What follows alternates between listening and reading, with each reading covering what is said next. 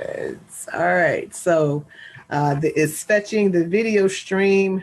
Looks like we'll be going live here in a second. We'll be going live here in a second on Facebook. Let's see. There it is. Boom. We are live. All right, guys. So excited about that. Oh, my goodness, because you know what? You just want to make sure all of that stuff goes very, very well. So let me go back to my Zoom platform here, family. Remember, I'm going to mute everybody. I think everybody probably should already be muted. Let me make sure. All right, everybody is muted. And so we're going to talk about the power of the three-way call, family, because we want to make sure that everybody understands, number one, to use it more. It is the most undervalued and underused tool that we have in our arsenal. Number two, right? Number two, we want to show you how to do it, the do's and the do nots, right? And then, guys, we want to make sure that you know that as you do it, you're also tracking. So I'm going to do one thing. I'm going to go grab a document really, really quickly. Bear with me 1 second. I'm going to grab this document so that I can share it with you guys. Hold on 1 second. Bear with me 1 second. I just printed, as a matter of fact, I just printed off a bunch of these. And so we are, I am going to record this so this can go on our YouTube page. And so stand by, guys. Here we go. All right, family. Good afternoon, good morning, good evening, wherever you are around the world. I am your hostess, Janice Parker, and welcome to the power and magic of the three-way call. The power and magic of the three-way call, guys. I definitely want to make sure that each of you have an opportunity to go ahead and get some of your team members on this particular training. Go ahead and get some of your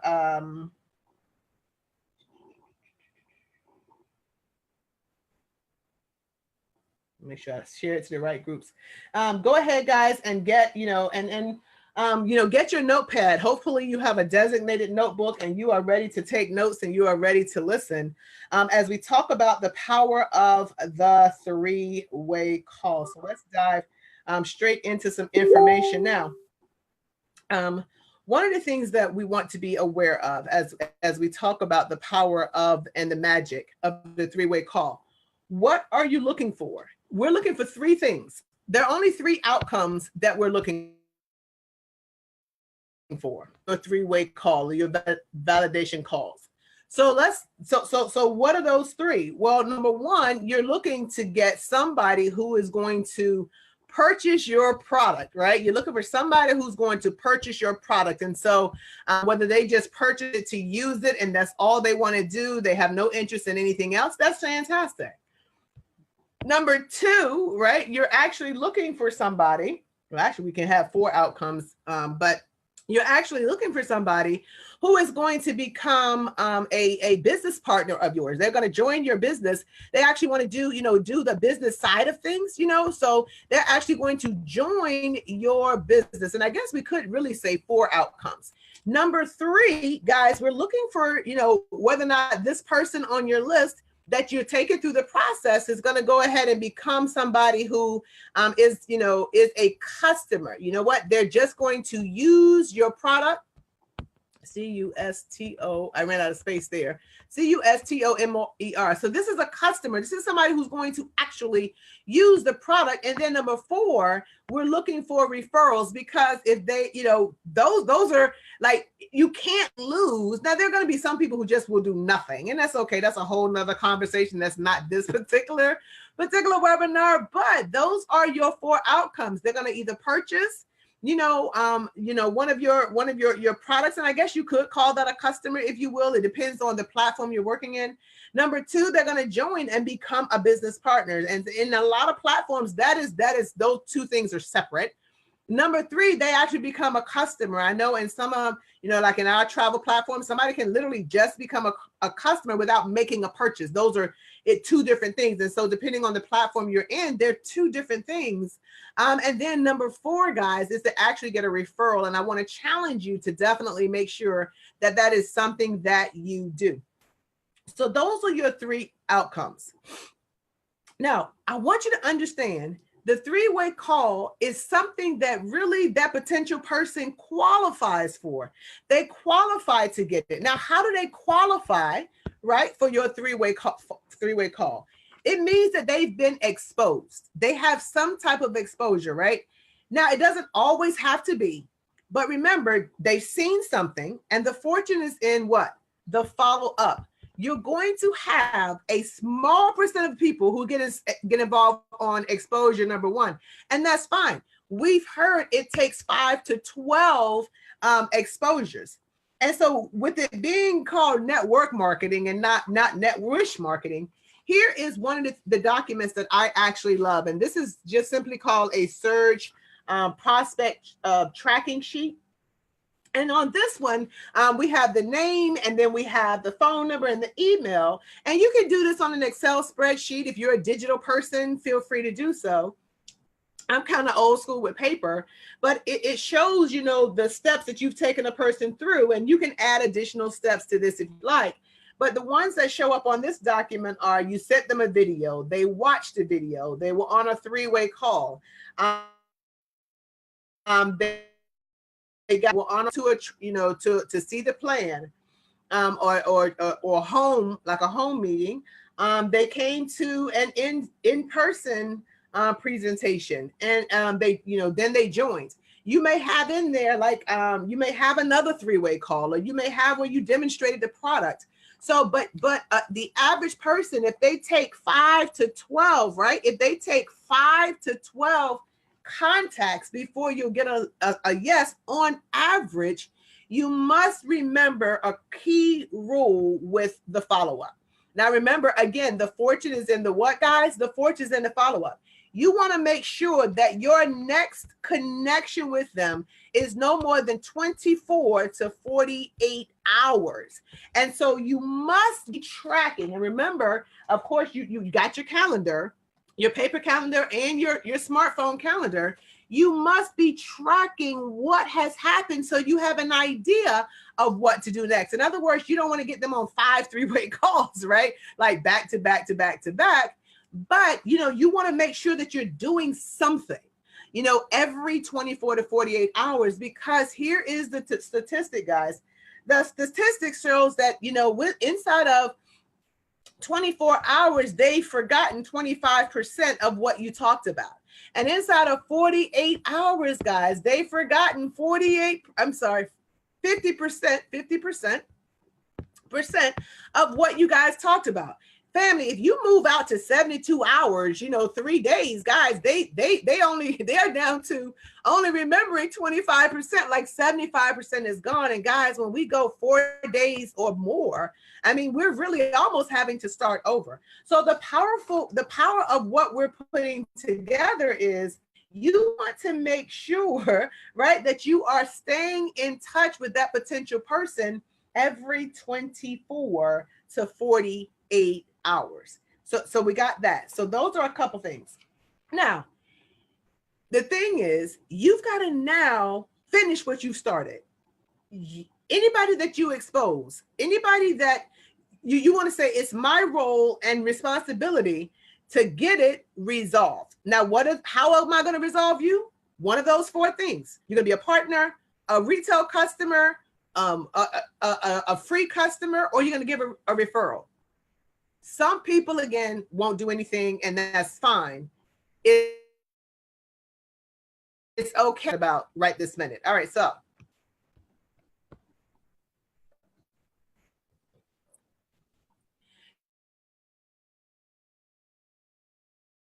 now, sales and your partners with the three-way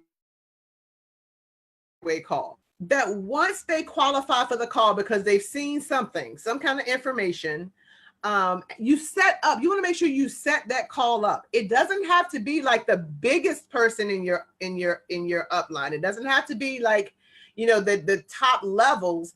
What you want to do is really you want to find out what their areas of concern are, or what they really like the best. So you want to kind of match up their personalities to the person you want to get them on a three-way call. But if they have areas of concern, you want to find out, what are those areas of concern? Be quiet and listen. Don't interject. Don't try to answer to the to their concern, but you got to listen to kind of find out and feel where they are. Like, what areas of concern do they have that will prevent them from getting started? Or you may have somebody who's saying, well, listen, I'm ready to go, but I just won't be able to, to move forward until whatever date. Either way, we're moving to the three-way call, but you've got to pay attention. And here's the key to setting up a three-way call is to listen more than we talk. If they're not signing up, you want to find out what really is going forward that day. Most are not going to tell you, or reveal to you full disclosure. They may just say, I want to think about it. Well, nobody really needs to think about it. Think about it. There's two things to think about: making more money or traveling more. Making more money, or if you're in the health field, having better health. What they're telling you is there is something that I've got to get right, or something I don't quite get that's preventing me from making a decision. So you've got to listen. Don't try to rebut. Don't get into a battle with them by telling them how they should think, or, well, I don't understand, or try to answer to that concern. Just say no problem whatsoever. Say something like this. Let me ask you a question. The things that you need to think about, the areas of concern that you have, is it financial? Is it that, you're not big on, team building, or, what is it that is your area of concern?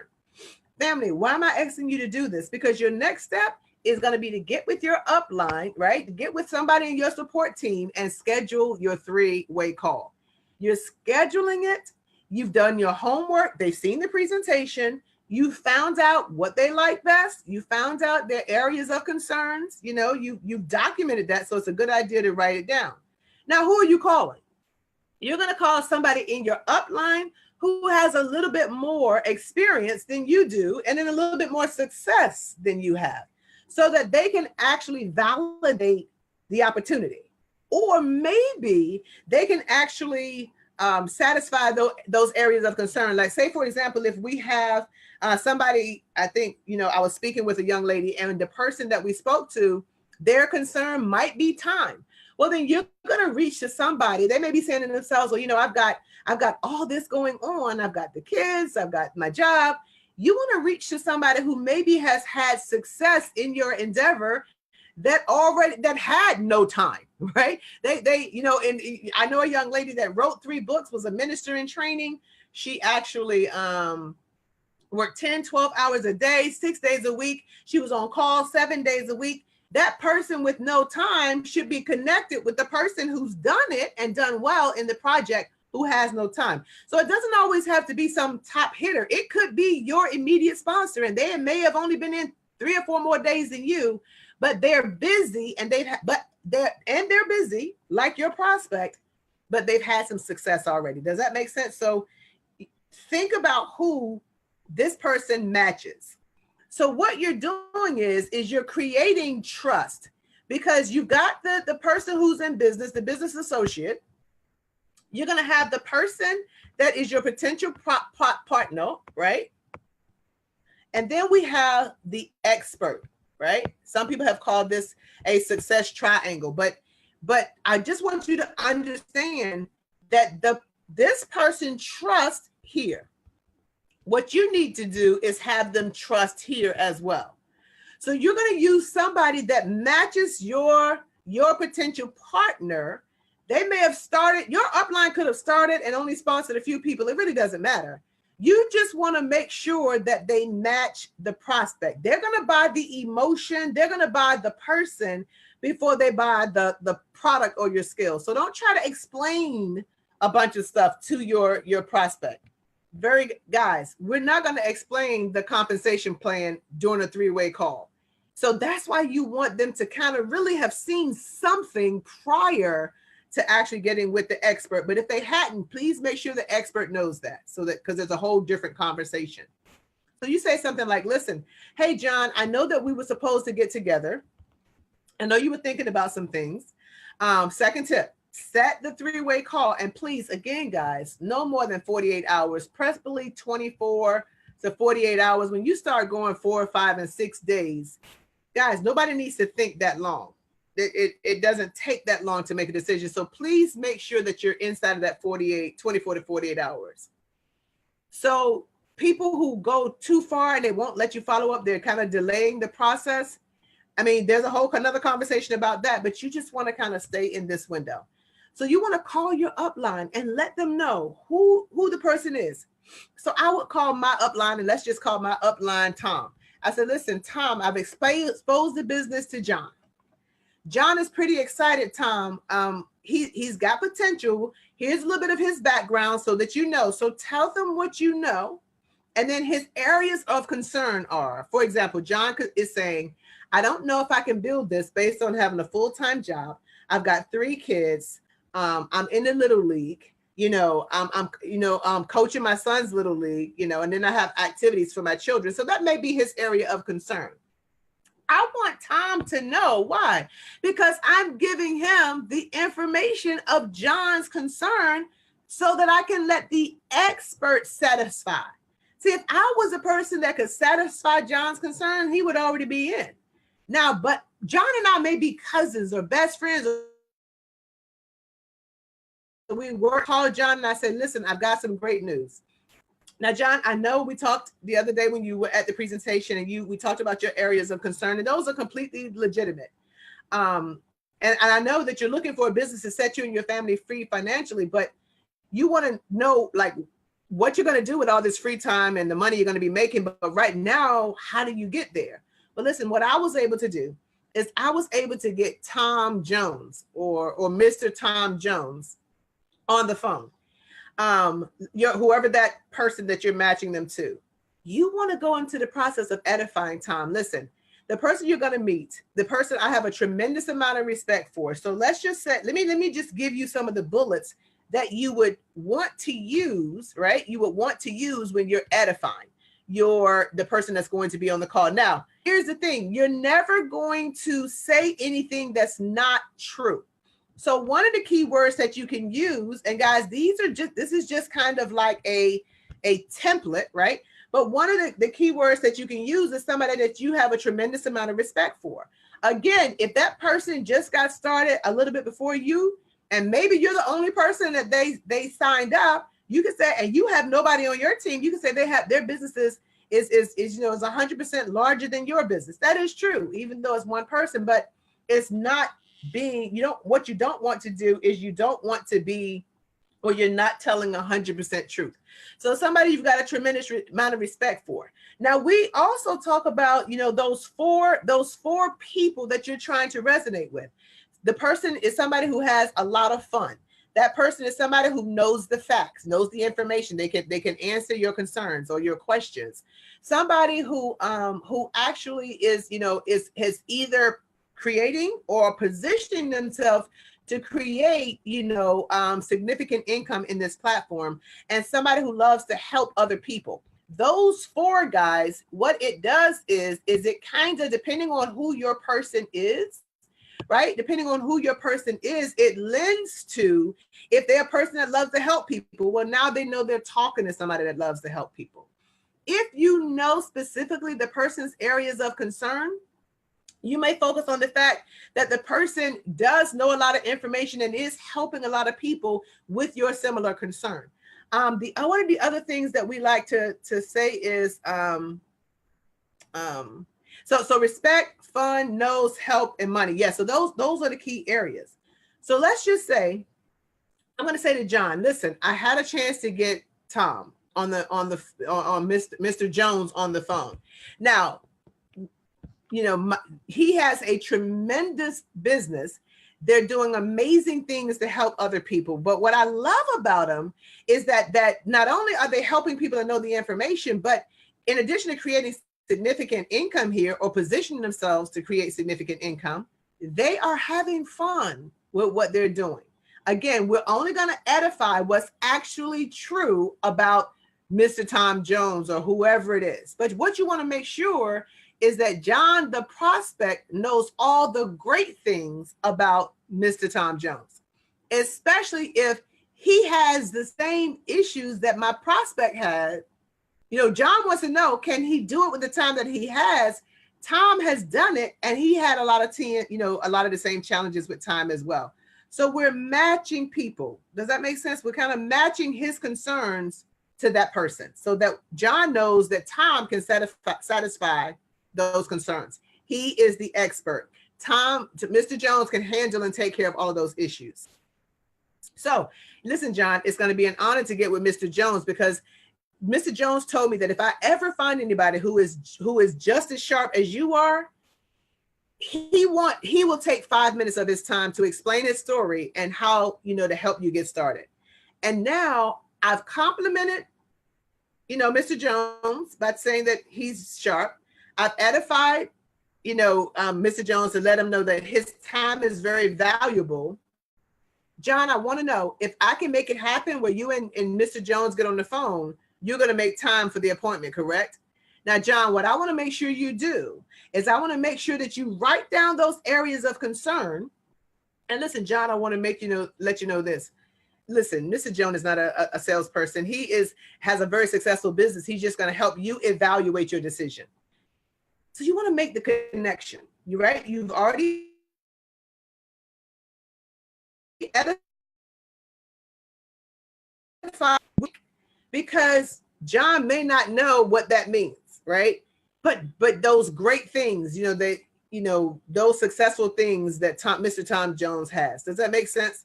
So we want to make sure that we build the trust between John and the expert. So now what we want to do is we've got the appointment, right? I'm going to make the phone call. I'm going to call John first, right? I'm going to call John first. Once I've got him on the phone, listen, John, I was giving you a call, right? And see, I'm gonna verify with Mary at 2 to 3 minutes ahead of time. Listen, I'll be calling you at whatever time, or Mr. Jones, all right, Mr. Jones. Listen, hey, John, we're going to get Mr. Jones on the phone in a minute. Mr. Jones is looking to having a little bit of conversation with you. I hope you documented all of your areas of concern and your questions. And so I'm going to use Mr. Jones or Mrs. Parker or Mr. Nickelberry, whatever the case may be. I'm creating trust between these two. So I am making sure that John takes his eyes off of me and puts his eyes on who? Mr. Jones. So he has respect for Mr. Jones. I'm looking to transfer trust, right? I combine trust and respect for Mr. Jones. John, we've done what we need to do in this success triangle. So I'm going to introduce John to Mr. Jones. Hey, so I'm going to get Mr. Jones on the line. I'm never going to have Mr. Jones, the expert, with John live on the line unannounced. Bad idea, guys. Click over and then have a conversation with Mr. Jones. Mr. Jones, listen, I actually have John on the other line. Remember, here his areas of concern. And this is what he does, just to give Mr. Jones a refresher, because even though I may have reached up and told the person about my upline 24 hours ago, it is not likely that he remembers, right? It is not likely that he remembers the conversation. Does that make sense? So now I get him on the line. I click back over. I said, listen, John, I've already told you some great things about Mr. Smith. I've told you, I've got a tremendous amount of respect for him, that he is really doing some great things to help a lot of people, particularly people who are busy like yourself. He knows the compensation. He knows the information. So he's the person who can address those concerns for you. Having just a blast doing this, and just really has either positioned himself to or is earning a lot of money from what we're doing. So really excited to get him on the line. I want to turn the call over to Mr. Jones. Mr. Jones, never over edify your prospect to your expert. You don't want to edify the prospect more than the expert, because you don't want him to feel like he's more important than the expert. So you don't want to de-edify the prospect, but once you do the introduction, you have to be quiet. Guys, I shut my mouth. And since I'm the kind of person that would interject, I just put my phone on mute. So if I do say something, I'm not interrupting the expert. Most importantly, the expert is going to do more listening than they do talking. It's not the person who talks the most here that wins. It's the person who's going to listen the most and ask the most questions. That's what Mr. Jones is going to do. If you understand that, if you understand the power of that, guys, if you understand how to properly edify, how to properly build the person up, how to create that respect, how to create that trust, guys, 9 times out of 10, listen, Mr. Jones, and I asked this the other day, I was doing a 3-way. What's your goal for this person? Are we looking for a customer, a referral? Are we looking for a sale? What exactly are you looking for? This is a muscle, guys, and it is an amazing training skill and a tool that we have that is underused. So let me give you a full idea. Let me walk through a full call with you, if you will. So let's just say that let's just say I'm getting this person on the phone. Let's just say time is an issue for that person. So let's just say time is an issue for that person. So, I give Mr. Jones a call. I give John a call. Remember, I'm calling the prospect first. So, and John answers the phone. I say, hey, John, listen, I'm so excited because remember I told you I wanted to connect you with Mr. Jones, and I was just able to actually do that. Listen, I really hope that you have your questions jotted down, John. I really hope you have your areas of concern jotted down because Mr. Jones will be able to help you with those areas of concerns. And so I'm excited to get him on the phone. I want to make sure we're on time. So give me a second. Let me get Mr. Jones on the phone. So I'm going to place my prospect on hold, and then I'm going to call the expert. Now, again, the expert can be somebody way up the line or somebody it could be your sponsor who got in 3 days before you. It doesn't matter. But what I don't want to do is I don't want to have John listening when I get Mr. Jones on the phone. It has to be that gap because I just want to make sure that is not an issue, right? Where I say something or Mr. Jones says something or whatever the case may be. So I get Mr. Jones on the phone and I say, hey, listen, coach, Mr. Jones, I've got John on the other line. I told you a little bit about John. He's a teacher over at this high school. He's got 3 kids. He coaches one team, one little league team, and his children play in other little league teams. So he's really concerned about whether or not he can actually build this with such a limited time frame. The time that he has. Really, pretty sharp guy, but I just want to give you that so that you know going in what his areas of concern actually are. It really boils down to time. Are we ready to go? Now, sometimes you have to ask that because your upline could be on another 3-way call and you don't want to have those two, John and the prospect, listening to your conversation with your upline. Does that make sense? Now, you have already edified your upline a little bit, but when you click over, you still want to give some level of edification, right? You want to give some level of edification, not over edify your upline, but you can't under edify either. Does that make sense? And also when you come back, you're going to edify the prospect a little bit, but you're going to edify your upline a lot. And on your upline, you're going to use that handle. So Mr. Jones says, yeah, let's do this. I'm ready to go. So I click back over and I said, man, John, I am so fantastically excited. Mr. Jones is available to chat with you, and he has just about 5 or 6 minutes that he can spend time. But as I mentioned, he is somebody who can help you with your areas of concern and answer your questions because he really knows the information and how to move through this particular compensation plan. And I will tell you what I love about him is, outside of the fact that he's helping me and he's helping a lot of people on our team, is that he really is one of those top money earners who doesn't come across as that way. He has a lot of fun with what we're doing, and I know you're going to enjoy him. And as I mentioned to you, Mr. Jones or coach or whatever you call your mentor, always putting a handle on their name. John has been a teacher in our area for a while. He is definitely an amazing person. I've enjoyed our time together. So John, this is my mentor, Mr. Jones. Mr. Jones, this is John, right? And then you must zip it. Guys, you gotta be quiet. If you edify somebody as the expert, but every time they're talking, you're chiming in or talking over them, then the value of the expert is diminished. So I am one of those people where when I get on a three-way call, I have to put my phone on mute. And quite often my coach will say something that I'm supposed to respond to. It may be a 2 or 3 second delay for several reasons. One, I'm writing down what they say, so I'll know how to do a three-way call. Number two, I've got my phone on mute so that me and my big mouth, I won't say something while my mentor is talking to John. And then guys, and then on top of that, family, that's just a matter of that you don't want to de-edify the expert by interjecting. Does that make sense? And so when you're doing a three-way call, you're transferring trust. But if the John is to trust Mr. Jones, Janice can't be talking over Mr. Jones. Does that make sense? So that's really how that works. All right, so once that happens, then I'm going to be quiet. I'm going to be quiet. And family, the more three-way validation calls that you have people on. Now, the only validation call, well, I'm not even gonna say only. There are gonna be validation calls where the person has already told you, maybe they're not interested in building a team, but they love the idea, they love your product, they love the product platform. Make sure that Mr. Jones or whoever your expert is knows that, so they're not moving them in this direction when they move them in that direction.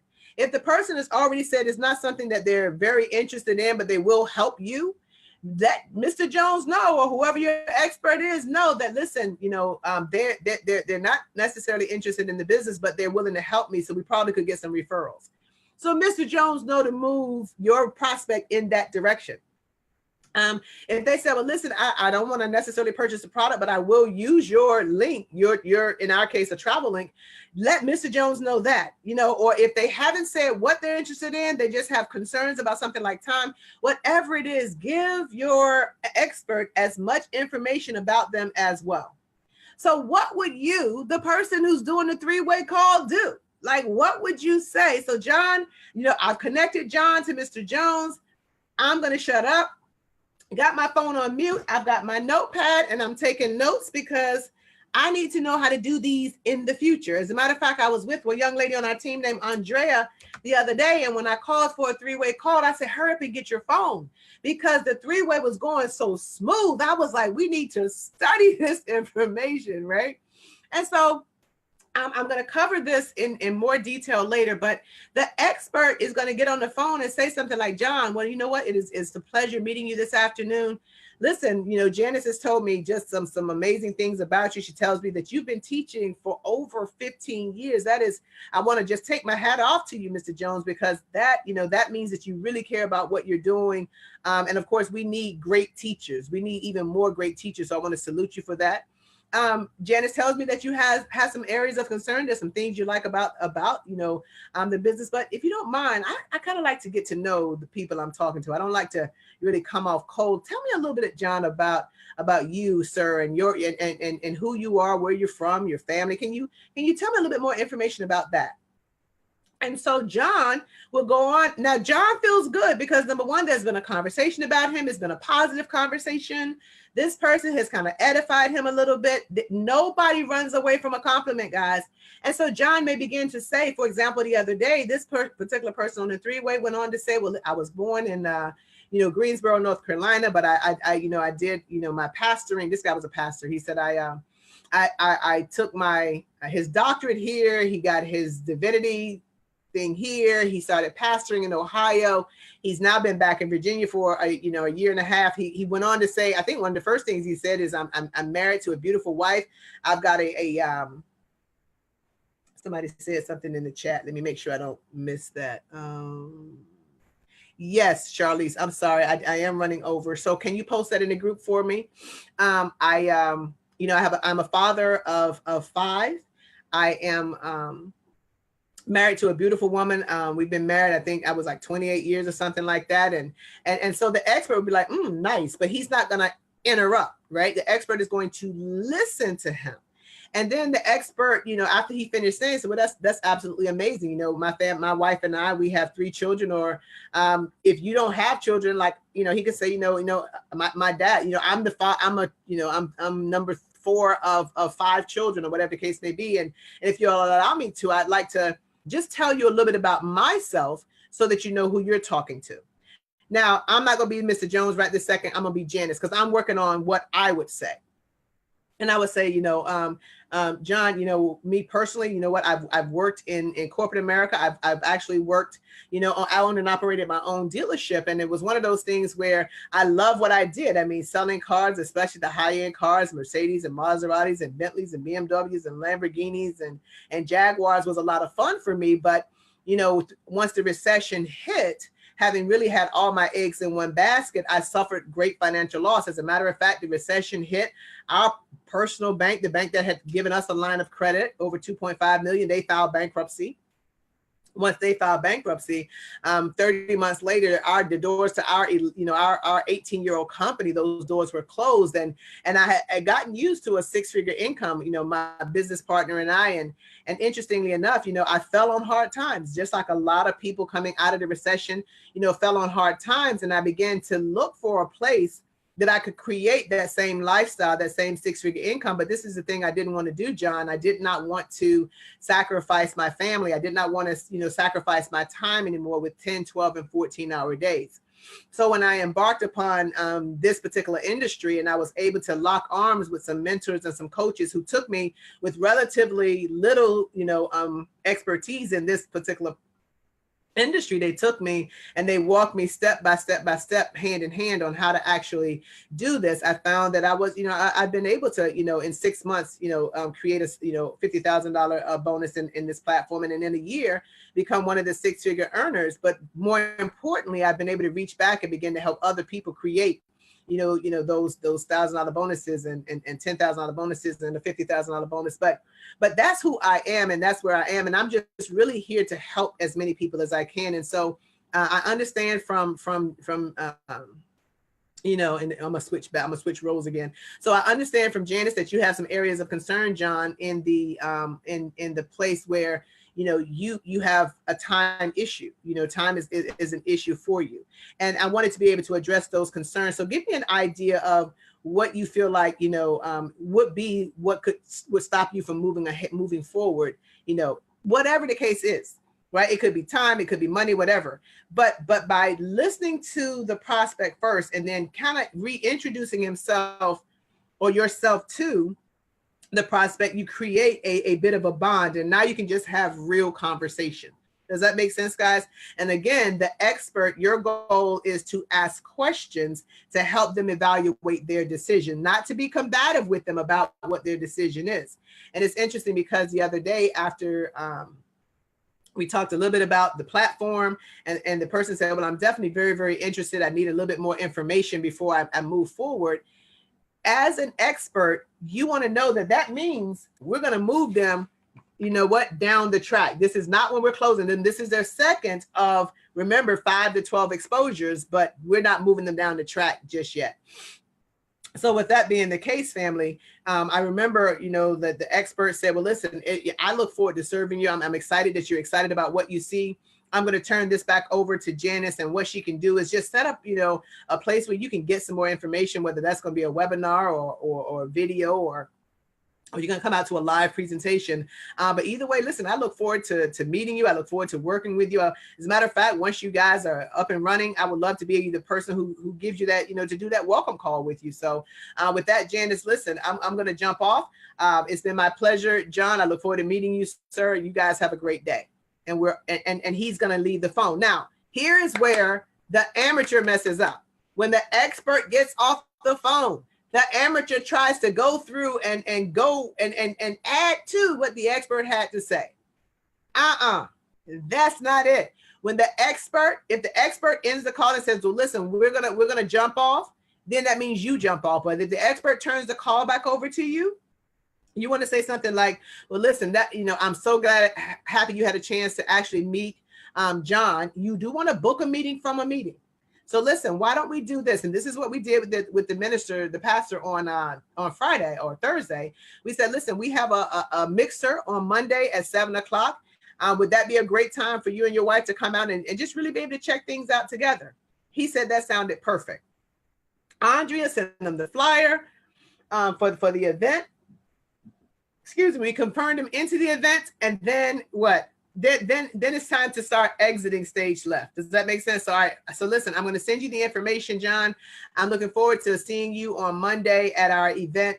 So glad you got a chance to meet Mr. Jones. But listen, have an incredible weekend. We'll see you on Monday. By the way, do I need to call you and remind you on Monday? Or and in this case, the pastor said, yeah, that's a good idea, because I pastor on Sunday, Monday, I'm just kind of decompressing. So it's okay to remind them. But then get off the phone. This is not the time for you to try to go over your compensation plan, try to cover the products, try to make him go ahead and get started now. Now's not the time. We are moving him down the track. So we've got him gone from a presentation to a three-way call. Now we're going to get him into a hotel meeting, whatever you're doing, but make sure you're tracking him so that you know where you are with your particular prospect and how many times you've touched them along the way. One of the things, if the person says, well, you know, sometimes an expert will say, well, listen, you know, on a scale of 1 to 10, where do you see yourself, with 1 being not interested and 10 being you're ready to go? If the prospect says something like a 5 or a 6, right? The expert can say, all right, well, fantastic. It sounds like, you know, to move you to a 6 or a 7 or a 7 or 8, you need more information. Do I have that? Did I nail that one? You know, John? And John said, yeah, I need to see a little bit more. I don't quite understand. You see what I'm saying? But you want to move that prospect to the next meeting. And so even though this was a call, it's a meeting. And remember, guys, the strategy is, right? Remember, the strategy is to book a meeting, right? We call it BAM FAM. You want to book a meeting from a meeting. And whether that's a conference call or whether that is a three-way call or whether that's a video, all of those are miniature meetings. And you want to move your prospect from one event to the next event to the next event. Fair enough? All right, guys, that is the art of the three-way call. And again, the key thing is not that everything is verbatim, but that you understand those 5 key components that, you know, as soon as the person has finished seeing the information, you want to schedule them for a three-way call. You want to make sure that you edify, right? That's component number 2. You want to make sure that once you get them on the phone, you are quiet, right? You want to make sure, and you know, you edify, and once you get them on the phone, you edify, you connect them, the expert and them, and you be quiet. Number 4 is you want to make sure that once the expert is done, right? Well, number 1, yeah, you want to make sure that you be quiet. That's number 4. And then you want to make sure that once the expert is done, if they turn it back over to you, you just booking a meeting from a meeting. If they say, listen, we're just going to jump off the call because maybe they feel like this person is going to be rude to you. If they are on the phone with you by themselves, they're just not feeling the vibrations. They may say, well, listen, we are going to jump off the call now, John. Listen, we'll be in touch. When the expert hangs up, you hang up. But either way, you do not go reiterating what the expert said. It is over and done at that particular point in time until the next meeting. So with that being said, guys, it has been my pleasure to share with you the art of the three-way call. I'm going to challenge each of you to go back to anybody that you've talked to that has seen information that you did not get on the three-way call. And I want you guys to get with your upline and start and book all of those persons, right, to a three-way call. Give them a call and let them know, listen, there's somebody I wanted to introduce you to. Whatever you got to do, get them on a three-way call, because, family, this right here, that validation call where we create that success triangle, is where the magic begins. Please don't try to get people started yourself. Make sure you get them on a three-way call with somebody who has the credibility to help you move that person along the track. So with that being said, family, it has been my pleasure. God bless each and every one of you. I don't see any questions in the chat. So I pray that this has been very, very successful for you and very informative for you. Of course, if you found value on Facebook, please drop a V in the chat or put the word value. And if you have any questions, by all means, let me know so that I can get those questions answered. We have a presentation, guys, in T-minus 10 minutes. Join me on Zoom. That ID number is 555-490-7915, 555-490-7915. It was supposed to start at 3, but I ran a little bit long on this particular training. Thank you very much. But we will launch that presentation We will launch that presentation, guys, at precisely 3:30. So in about 9.5 minutes. God bless each and every one of you guys. Thanks so much for chiming in. This particular presentation is officially over. Appreciate your time, guys. And we'll see you in a few minutes. Bye-bye.